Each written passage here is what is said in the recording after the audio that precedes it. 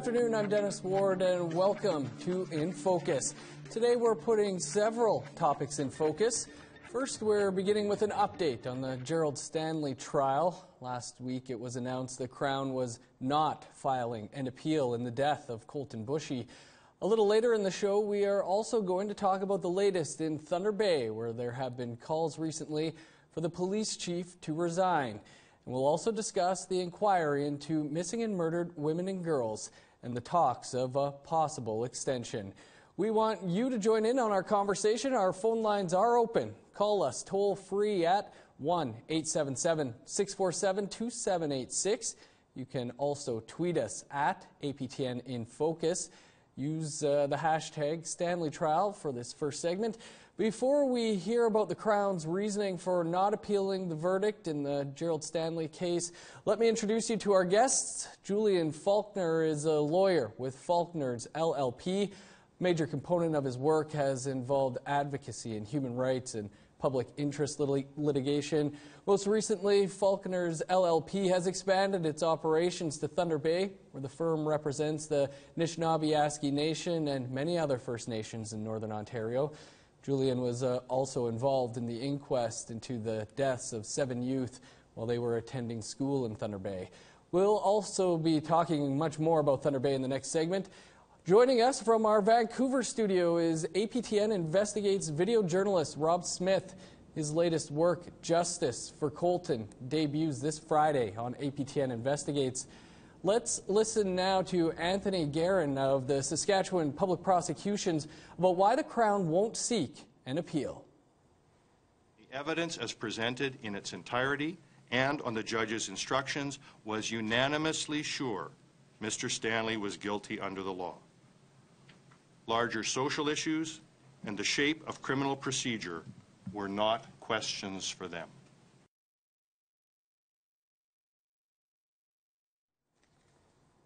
And some technical difficulties there, but Julian, from what you were able to hear there, what was your reaction to what the Crown had to say and the decision not to appeal the not guilty verdict in the Gerald Stanley trial? Well, my first reaction is that these are difficult technical calls to make. So armchair quarterbacking a Crown or any lawyer who's giving advice on whether there are grounds for an appeal is, to be honest, an exercise on thin ice. Having said that, I worry when I see that there was little or no communication between the Boushie family and the Crown's office as part of their determination process for whether the matter should be appealed. That troubles me on several levels. First of all, it is essential that members of Indigenous communities, including the Boushie family, be satisfied that they are seen as part of the public when we talk about public interest. And when they're left out of the equation, when the family is left out of the equation, the family of the deceased, that's frankly startling for the conduct of the Crown's office. Secondly, I certainly have had regard to Mr. Murphy's opinion about the trial judge's obligations in respect of the hang fire evidence. But the difficulty is I wasn't there. I didn't read the transcript. It's going to be a back and forth politically whether the verdict should be challenged or not whenever you're dealing with a situation involving a jury. The reality is that trying to get into the minds of the jurors and understanding what mistakes did or didn't affect deliberations is a dicey proposition. So I do not view this as a black and white, the Crown is wrong or the Crown is right. What I do say is process matters, and there seems to be some pretty serious process flaws here. Julian, as we mentioned, you've spent a good part of your career representing First Nations people and organizations. Of course, we had the announcement yesterday that the Crown in Manitoba won't be seeking an appeal in the Raymond Cormier acquittal in the death of Tina Fontaine. Do you think that these are sending a message to the Indigenous community out there? Well, again, it becomes a question of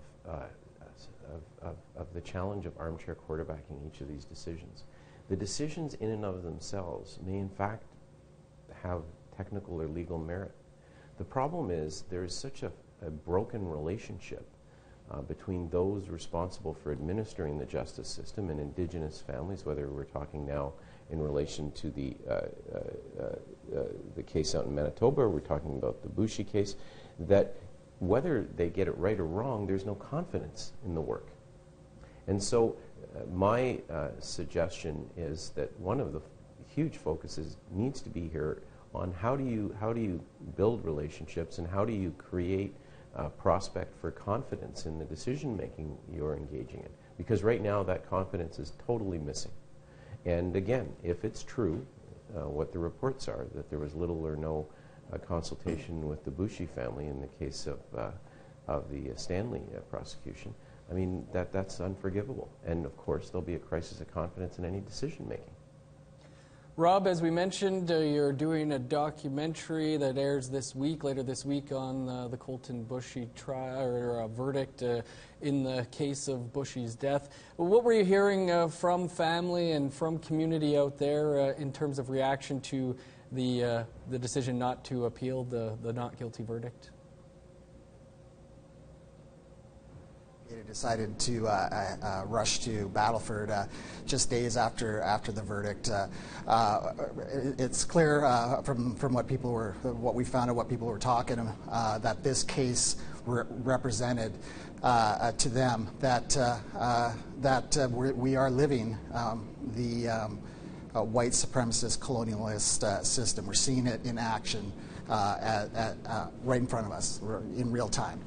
And so that's the overarching theme of the piece. But we also really wanted to talk to the family and get to know who Colten was. And so for that, we went to the mother, Debbie Baptiste, who was very gracious in allowing us to come in and talk to her about her son and her experiences with this case. And we really get to know who the young man was. And Rob, can you tell us how Debbie was feeling about all these things, and what she feels about the justice system and how they've been served? Well, obviously she's heartbroken. You'll see in the piece how she pulls out all the achievement and awards Colten had won over the years, and opened up the old files, and she was just like any mother, proud of her young son who was a young man at the time with dreams big and small. We kept the interview mostly to who Colten was, but there was a sense, even though she was sad, of defiance there too. There's some anger, and she wants to continue to fight for justice. And if it's not just for Colten, but for others throughout Canada who are not getting justice from the justice system. Julian, the Civilian Review and Complaints Commission, an independent RCMP watchdog, has announced they're going to look into this investigation and the way that the family was treated. Do you think that was a good move here?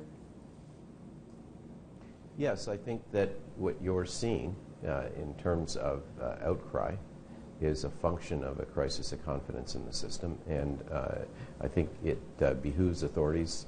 It's essential that the agencies start taking a look at how they serve Indigenous communities, and whether the perception is in fact reality, that there is a different measure of justice for Indigenous people. You know, we throughout centuries of the development of common law have talked about not only must justice be done, but it must be seen to be done. That's our mantra, and that's a mantra that has woven its way through what I will call, for lack of a better word, white man's justice system. Well, what's interesting, of course, is there is no way you could say, following the Boushie case, that justice was seen to be done. The opposite is true. And if you have to look at what is most absent in all of this is any confidence in how the justice system operates. So any investigation, any inquiry aimed at looking at how poorly the family and others were served by how the police operated is probably a good thing. Rob, this investigation will look also into the conduct of the officers and whether that amounted to racial discrimination. Having spoken with family, what have you discovered about the way RCMP conducted themselves with the family of Colten Boushie? Well, they're quite clear that from day one, they just simply as a family were treated inhumanely, they say. Debbie Baptiste was shown no sympathy when she was told her son had just been shot. As she says that they smelled her breath and they did an illegal search. Searching for what we don't know. There's conjecture they were looking for stolen goods, or the family may be thinking they were looking for some of the friends that Colten may have been with. That's unclear, and maybe that comes out in the investigation. One lawyer we've been talking to, an international human rights lawyer, suggested that and suggested to the Saskatchewan AG that there is grounds for an appeal based upon the conduct of the RCMP. Now, of course, that appeal has been rejected. So, we talked to her, and she breaks it down that in the trial, the jury wasn't able to hear all the evidence because of a botched investigation. Julian, for yourself, what do you think when you hear the way this family was treated, when you think about some of the people that you've represented over the years? Well, there is a serious absence of cultural competence amongst the justice system players. This has been the subject of findings in the report of the Truth and Reconciliation Commission. This is the subject of repeated observations. One of the problems, honestly, that I have in looking to a potential appeal route as some kind of solution to what for Indigenous people across this country was a very black day, the acquittal in the Boushie case, I am very skeptical based on what I see on this case, whether an appeal court would truly change the outcome. What you would simply have is another level of the judiciary failing First Nations or failing Indigenous people. So honestly, what I see and what I feel when I look at this very sad development is that it just highlights the great divide and how Indigenous people are not part of the public when the Crown is talking about serving the public interest. And that great divide has to be addressed not in each crisis, precedent-setting case where all anxieties and all issues of race are brought to the fore and fomenting, but it has to be the subject of daily work, and it's not right now, not enough. And so our various ministries of the Attorney Generals in different provinces have to develop cultural competence to deal with Indigenous people. They don't have it. And I have very little confidence that there would be any meaningful involvement of Indigenous people in a case that they have an acute interest in, like the Boushie case, because they're not understood. Rob, Gerald Stanley is going to be back in court next week. What can you tell us about that?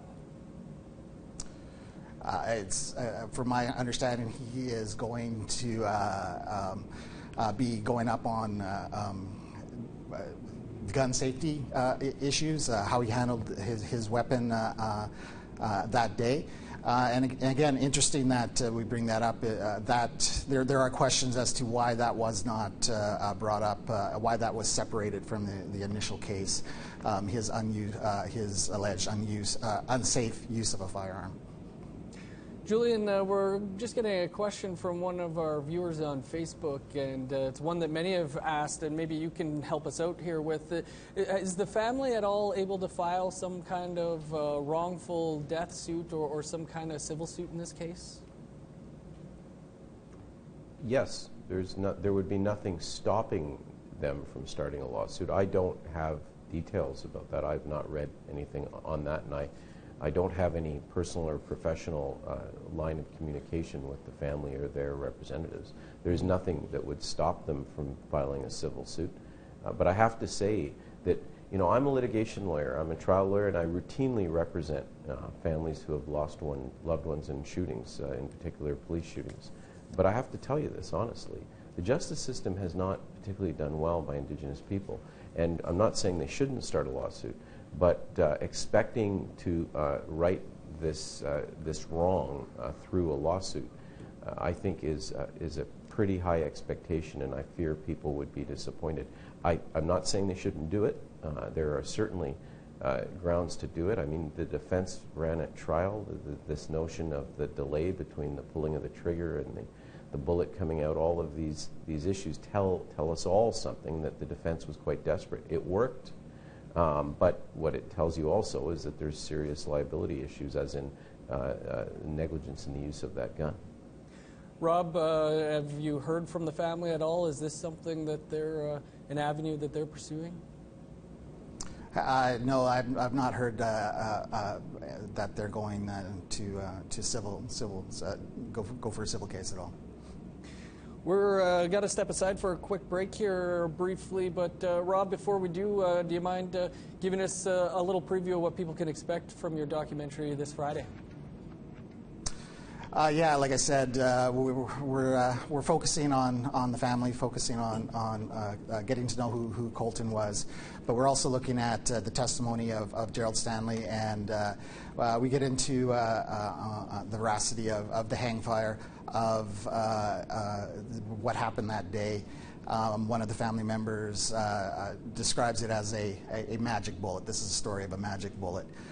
So it's going to be a personal story, but we're also looking at it in terms of this is a representation of how First Nations, Indigenous people are treated within the justice system. Rob, I know you're putting the finishing touches on it right now, so we'll let you go, but appreciate you taking the time to join us today, and thanks to Tina House for her help. Next up, we're going to be joined by APTN reporter Willow Fiddler. And Julian will be sticking around, and we'll be speaking about the latest goings-on in Thunder Bay. That's coming up next. Join our conversation now. Send your thoughts in an email to infocus@aptn.ca. Like our APTN InFocus Facebook page. Follow and tweet us @APTN InFocus, or call in toll-free at 1-877-647-2786.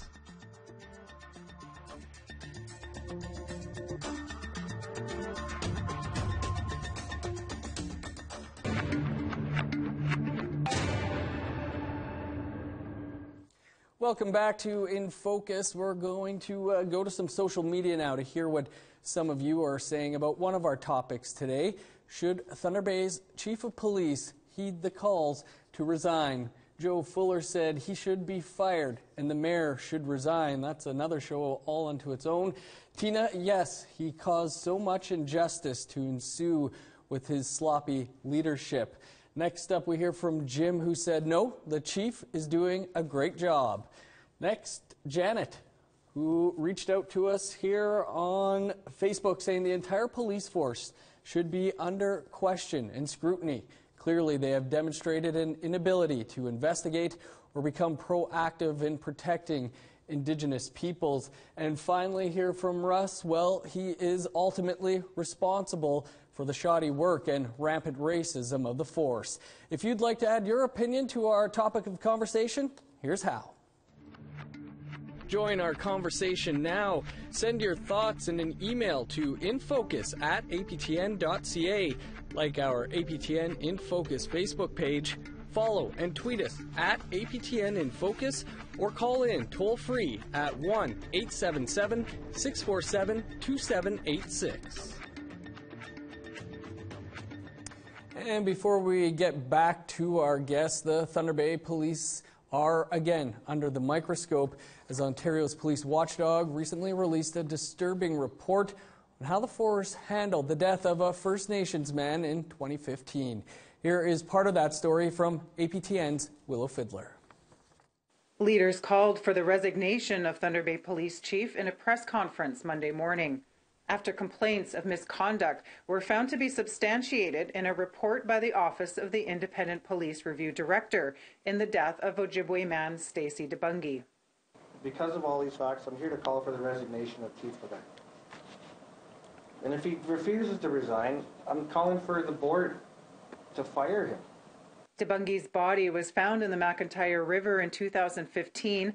Family of the man said they had immediate questions and concerns about his death. Felt I was treated wrong when I went to go. for that little meeting with the detective, and he kind of brushed everything aside. In a media release 3 hours after his body was discovered, police said DeBungie's death was not suspicious. That was just one of the red flags for Jim Leonard, who was chief of Rainy River First Nation at the time of DeBungie's death and a complainant in the OIPRD review of DeBungie's death investigation. And the more we looked into it, the more our concerns, we questioned those concerns. With the release of this report, it just validates all those concerns we have. And joining us now from Thunder Bay is video journalist Willow Fiddler. Also still with us is Julian Faulkner, a lawyer who worked on this case. And Julian, can you tell us about some of the other deficiencies in the police investigation of Stacey DeBungie? Well, the OIPRD released a report in mid to late February to the complainants, being the Rainy River First Nation and the DeBungie family, whom I represent. And the report is a scathing one. Frankly, we knew that there were serious competence issues with the investigation of Stacey's death, but we had no idea how bad it was. The report substantiates charges of neglect of duty and discreditable conduct against the officers that were investigating it and their supervisor. But more importantly, it makes findings about organizational deficiencies at the Thunder Bay Police Service that aren't required to go to hearing. So we don't need a hearing before we move on those deficiencies, because they're quite extraordinary. There's findings that they don't have a proper system for assigning a lead investigator on a death investigation, that there is no requirement that the investigators review ongoing occurrence reports. In the case of Stacey DeBungie, it was revealed that basic policing 101 steps weren't taken. The scene wasn't protected. No video was taken of the area where his body was found. Exhibits weren't seized. No direction was given to the forensic identification unit on what to do with exhibits. Consequently, they were disposed of or returned to people. Witnesses, the people last seen with Stacey DeBungie alive, were not brought in for questioning. It's extraordinary. To be honest, a fender bender in Thunder Bay would have gotten more attention by way of investigation than the death of this Indigenous man. So it's a very sad commentary on the state of the Thunder Bay Police. What is striking is that not 15 days before this death, the inquest into the death of the 7 youth was commencing in the same city under national attention. And of course, that inquest was centered around the question of whether Thunder Bay Police do a bad job, in fact, a racist job, in how they investigate losses down at the river of Indigenous people. So the message is obviously loud and clear that it doesn't matter what level of scrutiny is applied to the service and to its leadership. They're going to engage in what they call business as usual, which is the life of an Indigenous person in the city of Thunder Bay, if you use the conduct of the police as a measure, is frankly close, the value of the life is close to zero. Julian, you mentioned the inquest, and you know, when you look at the way in which the press releases from Thunder Bay Police were released in the DeBungie case in such short order, ruling out foul play and declaring the death non-criminal, we've been down this road before when you look at some of those press releases of the youth in Thunder Bay. What did you think of that? Well, it's really strange. I'm in the inquest court cross-examining the officer in charge of the death investigation of Jethro Anderson, and he's saying he doesn't know how it could be that, you know, years earlier they could have issued a press release drawing conclusions about the death, even though the autopsy hadn't been done. And he's expressing concerns that this was done and recognizes that it's wrong. And I'm just looking up the actual description of the press release in the DeBungie case. But what happens? Yet again, same thing. I'm looking at the report, And it describes 2 press releases, literally while the inquest is going on, talking about these bizarre, premature conclusions in press releases. Out comes more press releases hours after the death of Stacey DeBungy, saying no foul play is suspected, and basically drawing conclusions about the death before the autopsy is done. And the report speaks to the view of the media folks at the Thunder Bay Police Service, which is, well, we want to, make people, make them feel safe. Well, who are they trying to make feel safe? Because what I can assure you is this kind of tunnel vision, this utter failure to competently investigate a death and then to make public announcements, it doesn't make Indigenous people feel safe. What it convinces them of is that the Thunder Bay Police Service, is not there for them. Well, I'm going to come to you in a quick second, but I understand we have a caller on the line, and John is calling us from Thunder Bay. John, go ahead. Hi, John. Can you hear me? Yes. Go ahead. We're talking about Thunder Bay. You're calling from there. You have some thoughts? Yes. I do support the removal of Chief J.P. Levesque from Thunder Bay City Police, and if the Police Service Board can't do that or won't do that, they should be forced to either resign or call in the OPP and get a new police service, because I don't like it when I hear a police officer is supposed to take an oath of secrecy and not blab about cases. During the chief's criminal case, he admitted that he blabbed to the mayor about something, so that alone is grounds for dismissal. Yet, unfortunately, he still has a job. I can't understand it. I agree with the Indigenous people. I'm non, and I don't have any faith in this justice system either. John, we appreciate you calling into the show. Thank you. And we could certainly talk at length about the investigation into the chief, where he was acquitted, and the upcoming one with the mayor. Willow, you've been, of course, covering all of this for us, and the investigation into the DeBungy case isn't the only one going on into the conduct of Thunder Bay Police Service and its board. What can you tell us about the other 2?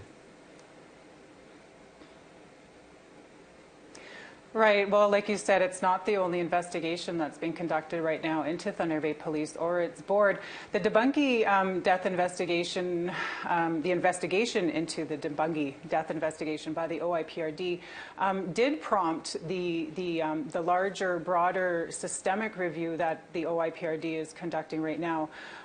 So this is kind of somewhat of a precursor to that. So that systemic review started back in November of 2016, and it includes approximately 30 cases of death investigations and missing persons cases, including some missing and murdered Indigenous women cases. So if the results of the findings from the report into the DeBungy death investigation says anything about what we can expect into this bigger report being done right now, it's going to be quite interesting for the Thunder Bay Police to see how that comes along.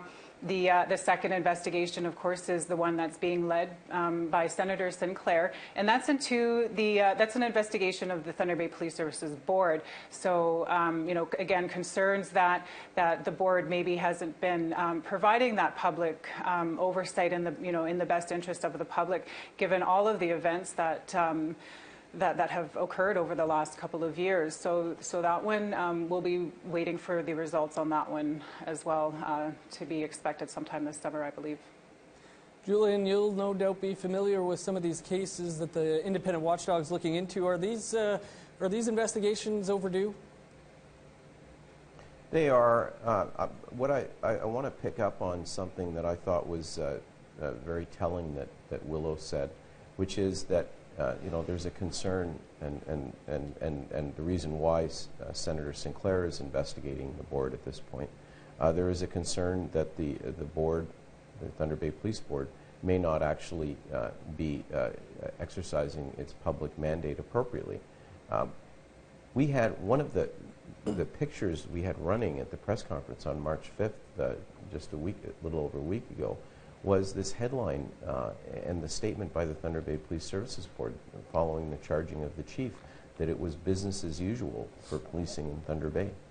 And I think nothing is more profoundly accurate or ironic than that line. It's business as usual. I've been a lawyer for 28 years. I've been involved in some of this country's more contentious policing cases over my career. And I would have to say there is not a jurisdiction other than Thunder Bay in which someone with the history of Chief Levesque would still have his job. It is inconceivable that you would be criminally charged, as he was, regardless of whether he ultimately got acquitted. No jurisdiction would keep a chief of police in place while who is under criminal charges. If he gets acquitted, he might well get some generous compensation to go with his goodbye papers. This is, in my view, the real story about Thunder Bay is this is a place in which there is they are immune to public scrutiny. So the light gets turned on, and they conduct, as they call it, business as usual. And I think that's the frightening part. There doesn't seem to be any contrition or remorse. I mean, look at what happened March 5th. You had Indigenous leadership across the board, Treaty 3, Anishinaabe Nation, Rainy River First Nation leadership, the Debungy family, all calling for Chief Levesque's resignation. The Thunder Bay Police Services Board still hasn't even responded publicly about it. This is a board whose job it is to oversee the police in the public interest and to be the public interactor between police and community. And they are totally missing in action. If you Google Thunder Bay Police Services Board and Debungy, you will find no public statement since March 5th by them. My view is it's patently obvious that they are part of the problem, that there's your caller who just called in, I think his name was John. Mm-hmm. He was a very interesting caller. I know many non-Indigenous people in Thunder Bay. I've now been working there for some 7 years. I know many non-Indigenous people who are very fed up with leading the news network shows and all of the coverage about Thunder Bay. They're fed up. They're embarrassed. But it's interesting.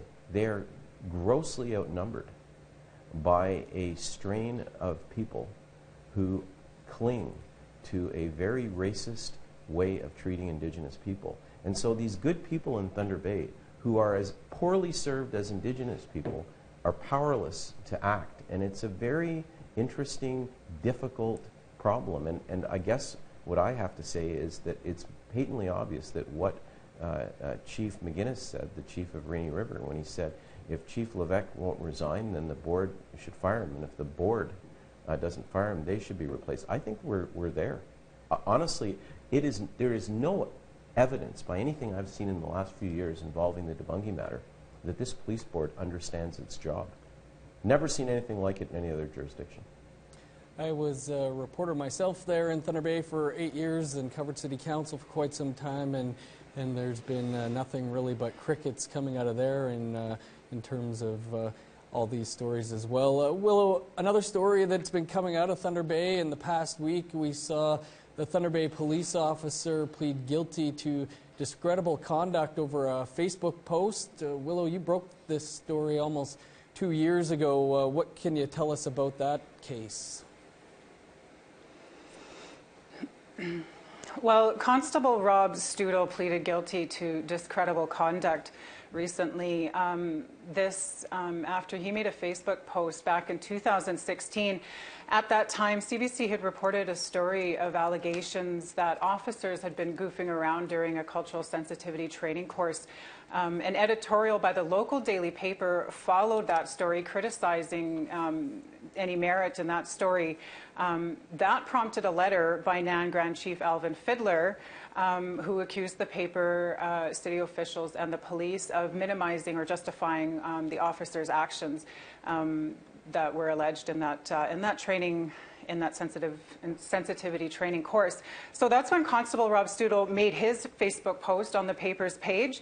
In his discipline hearing, media reported that Stoodle did express his regret for the Facebook post, but he also said that he had been provoked by the letter to the editor by Grand Chief Alvin Fiddler. I just want to point out that his post had been online for at least a week before I broke the story, giving him plenty of time to reconsider any words or actions that he says he now regrets.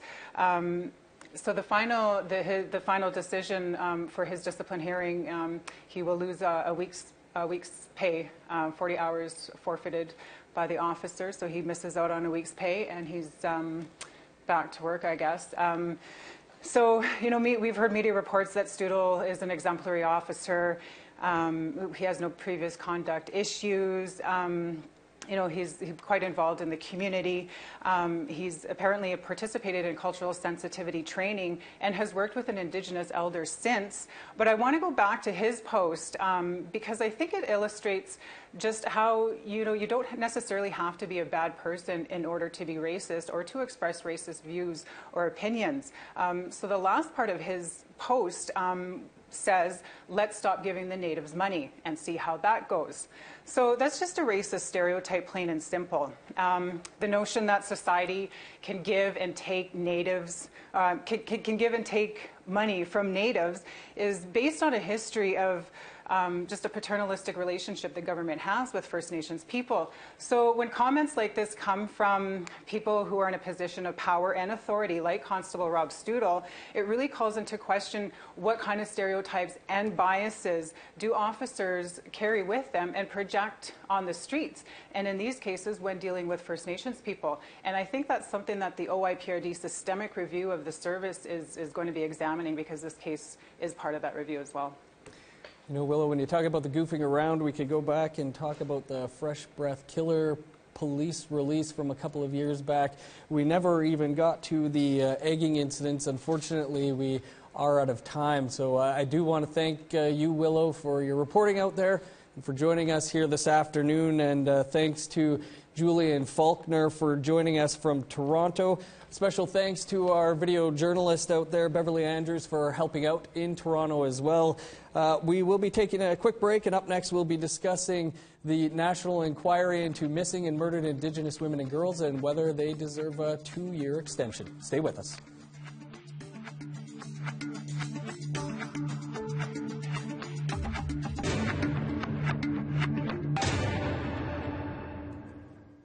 Welcome back. We are shifting our focus to the possible extension of the national inquiry into missing and murdered Indigenous women and girls. And before we get to our guests, APTN's Todd Lamarand had a chance to speak with Chief Commissioner Marion Buller on Nation to Nation last week and asked what more the inquiry could do if it got more time and more money.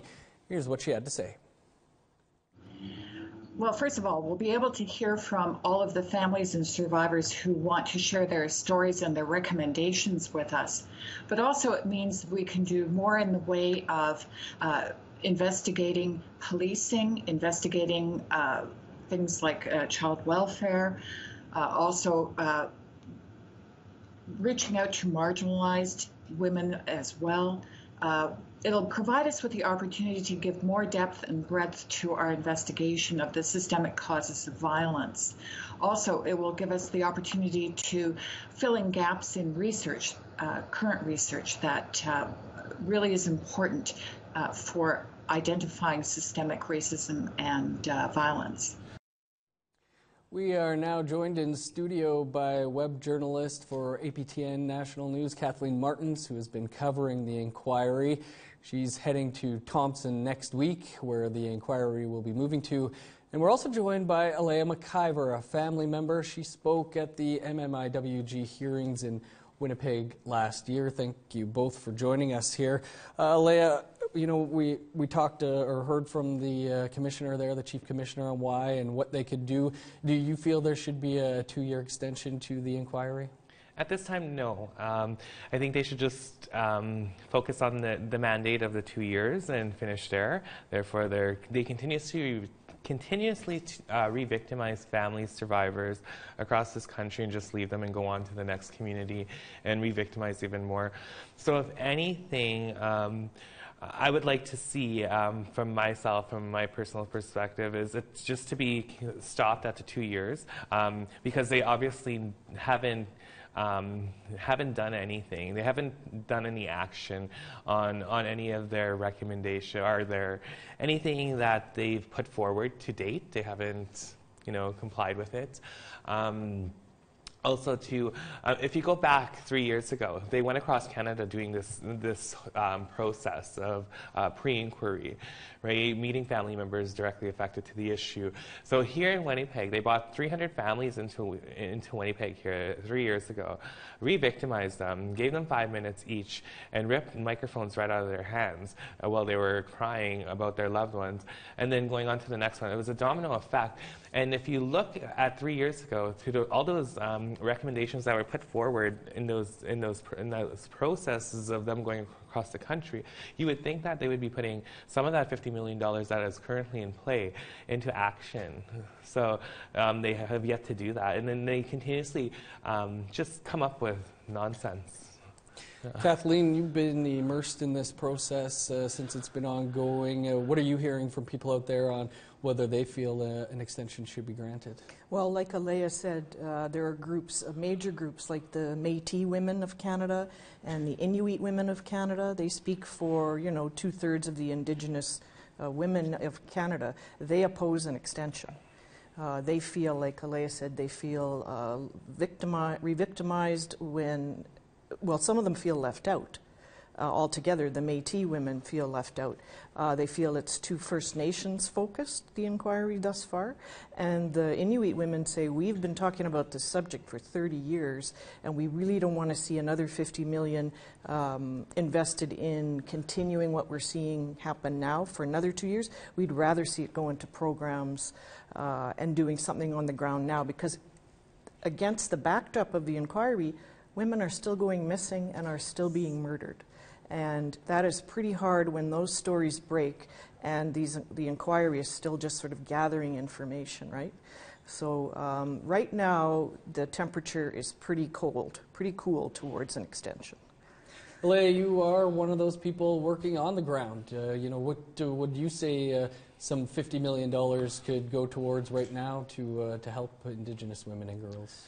Well, again, during my truth hearings, I put 36 recommendations, I believe, forward that were tangible, that could have been met to date to those commissioners, that were tangible to meet the needs of those marginalized populations and those family members directly affected to the issue of continuously searching for their loved ones.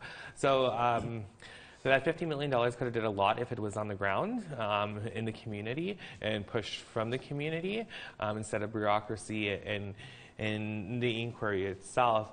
Again, with the needs here in Manitoba, there's clearly a need with the epidemic crisis with crystal methamphetamine.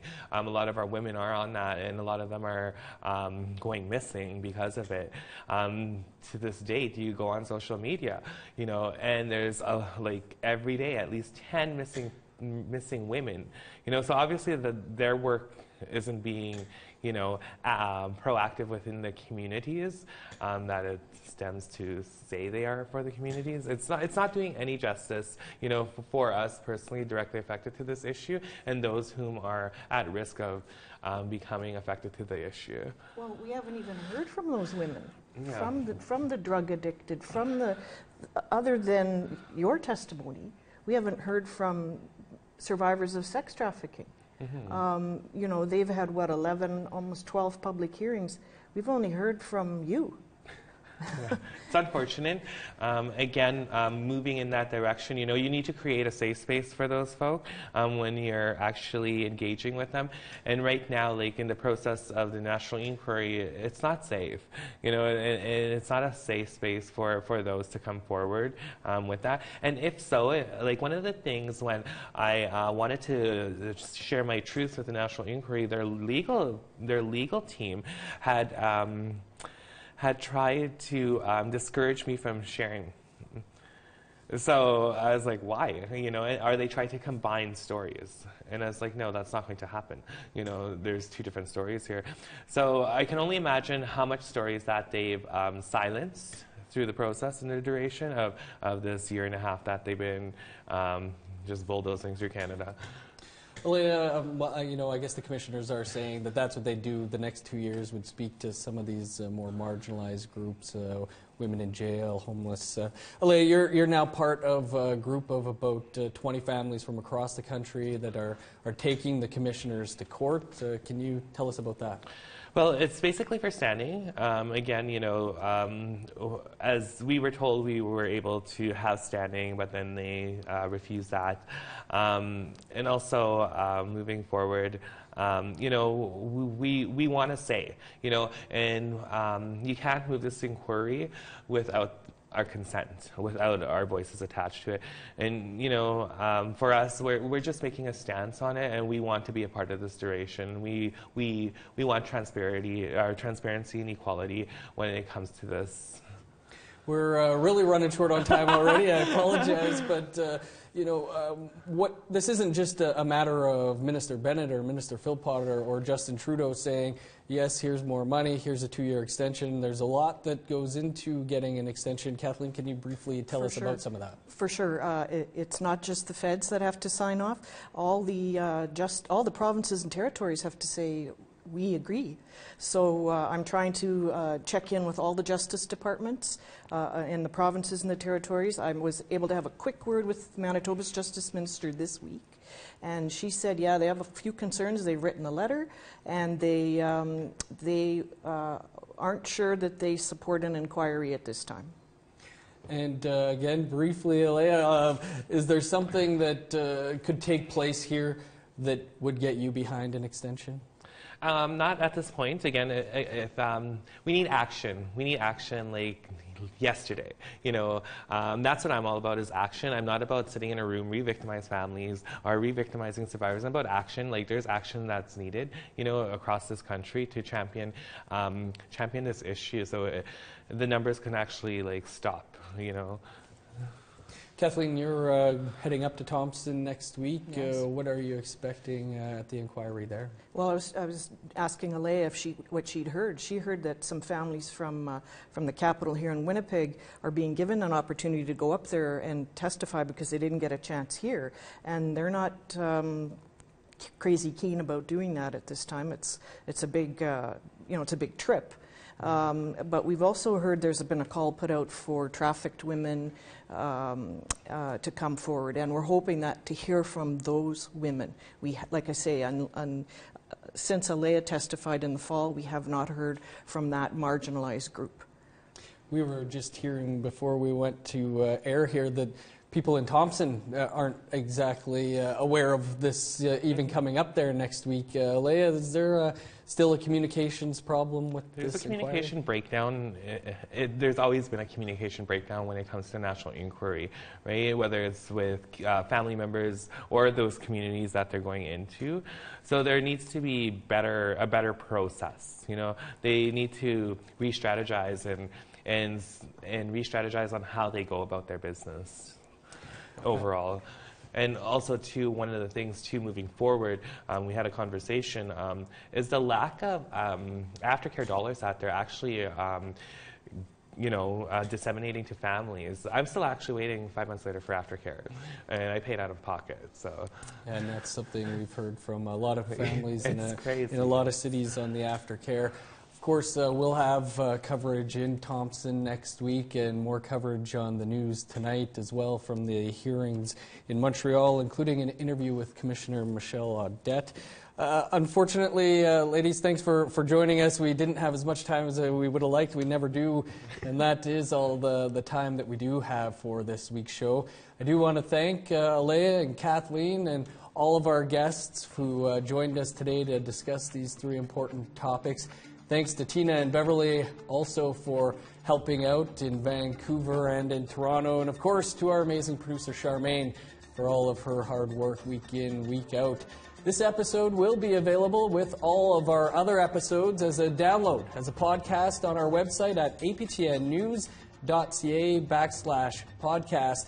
And if you missed any of the shows and want to catch up, you can check out the website aptnnews.ca. Join us again next week when we will be putting pot in focus. Marijuana, a lot of First Nation communities here in Manitoba getting into the marijuana business.